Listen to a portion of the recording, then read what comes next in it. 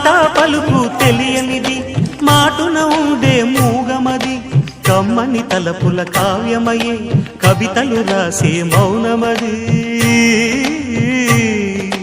రాగల రోజుల ఊహలకి స్వాగతమిచ్చే రాగమది శృతిలయలరగని ఊపిరికి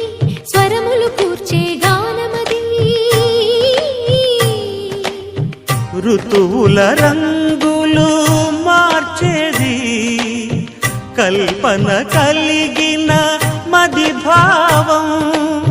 బ్రతుకును పాటగా మలిచేది మనసున కదిలిన మృదునాదం కలవనిది